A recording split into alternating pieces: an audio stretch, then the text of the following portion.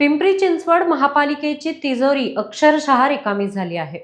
पण हा आर्थिक संकट काळ नेमका कसा ओढवला आणि विकास कामांऐवजी इव्हेंटगिरीला प्राधान्य दिल्याचा फटका आता शहराला बसतोय का? गेल्या 4 वर्षांपासून महापालिका प्रशासकीय राजवटीखाली आहे. या काळात कोट्यवधी रुपये विविध उत्सव, कार्यक्रम आणि सोहळ्यांवर खर्च करण्यात आल्याची चर्चा आहे. एज्युकेशन जल्लोष सारखे उपक्रम आणि इतर महोत्सवांवर मोठा निधी खर्च झाला. मात्र या खर्चामुळे महापालिकेची आर्थिक घडी विस्कटल्याचा आरोप होत आहे.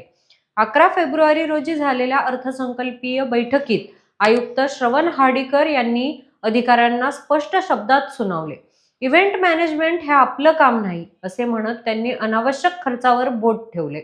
बैठकीला महापौर आणि सत्तारूढ पक्षनेतेही उपस्थित होते.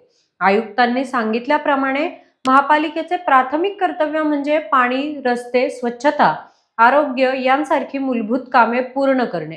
मात्र गेल्या काही वर्षात आवश्यक प्रकल्पांकडे दुर्लक्ष झाले आणि कार्यक्रमांवरचा खर्च वाढला.